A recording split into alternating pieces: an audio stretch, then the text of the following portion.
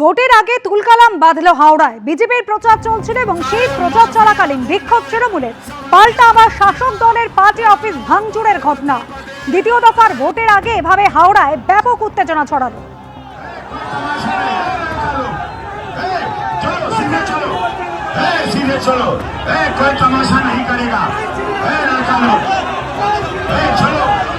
পরিস্থিতি এতটাই অগ্নিগর্ভ হয়ে ওঠে, লাঠিচার্জ করতে হয় কেন্দ্রীয় বাহিনীকে। বিজেপির সাংসদ অভিনেতা রবি কিষানের রোড শো চলাকালীন এভাবে উত্তেজনা ছড়ায়। উত্তর হাওড়ার বিজেপি প্রার্থী উমেশ রায়ের প্রচারে ছিলেন রবি কিষান।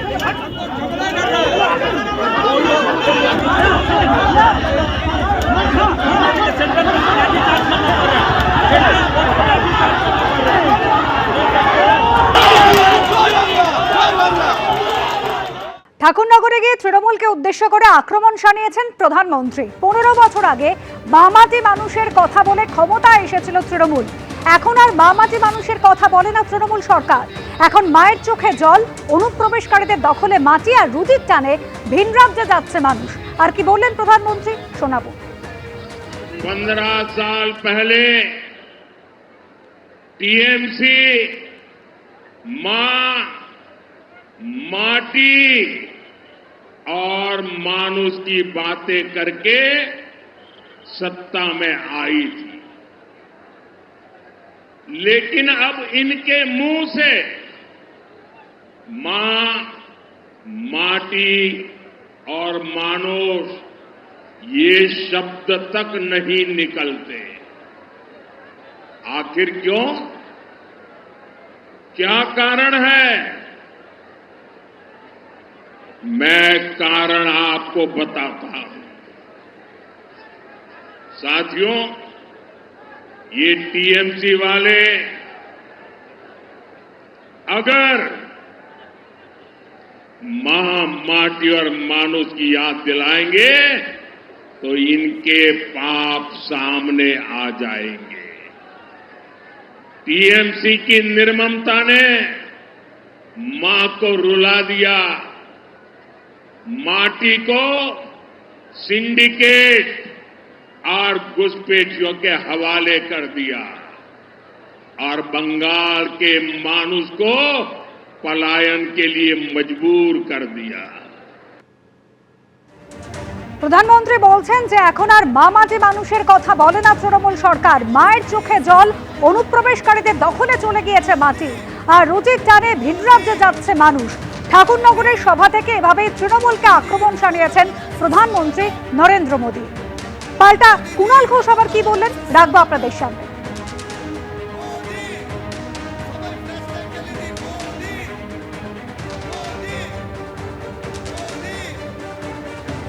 মা, মাটি, মানুষ তৃণমূলের এটা একটা অভিমুখ, অগ্রাধিকার। এবং মা, মাটি, মানুষ বাংলায় ঠিকঠাক আছেন বলেই তাদের আশীর্বাদে, শুভেচ্ছায় তৃণমূল কংগ্রেস, মমতা বন্দ্যোপাধ্যায় বারবার, এবার চতুর্থবার আবার সরকার গড়বেন।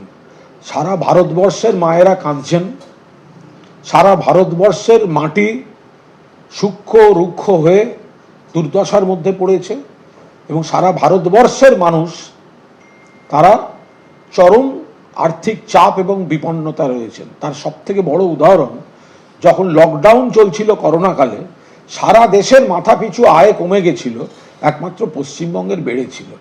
এই তথ্যগুলো ভুলে গিয়ে নরেন্দ্র মোদী যেন কুৎসা না করেন। তৃণমূলকে আক্রমণ শানে প্রধানমন্ত্রী আরো বক্তব্য, তৃণমূলের ছোট বড় নেতারা নিজেদের সরকার মনে করে। বনগাঁ থেকে ব্যারাকপুর একের পর এক কারখানা বন্ধ হয়ে গেছে। এরকম নির্মম সরকারকে হঠাতেই হবে পাল্টানো দরকার। 24 परगना हुगली नदी के इर्द गिर्द का इलाका ये कभी मिलों और फैक्ट्रियों का इलाका हुआ करता था, लेकिन आज मिलों पर ताले लगने के नोटिस की ही खबरें आती है। अंग्रेजों के जमाने से चले आ रहे कारखाने भी बंद हो रहे हैं। बनगांव से बैरकपुर तक अनेक जुट मिले, अनेक फैक्ट्रियां 15 साल में बंद हुई है। सिर्फ एक ही फैक्ट्री, एक ही दुकान फली फूली है, और ये दुकान है सिंडिकेट की कटमनी और कमीशनखोरी, मिलों की जमीन पर कब्जे की, किसानों को बर्बाद और तबाह करने की। ऐसी सरकार को यहां से जाना ही होगा। ऐसी सरकार को हटाना ही होगा। দেখুন, মোদির জমানায় সারা দেশে কতগুলো কারখানা বন্ধ হয়েছে, কতগুলো কোম্পানি বন্ধ হয়েছে, কতজন কর্মচ্যুত হয়েছে, কত পার্সেন্ট বেকার বেড়েছে। আর যেগুলো বাংলার ট্র্যাডিশনাল শিল্প ব্রিটিশ আমলে ছিল, এখন নেই, তার অধিকাংশ তো বাম জমানায় বন্ধ হওয়া।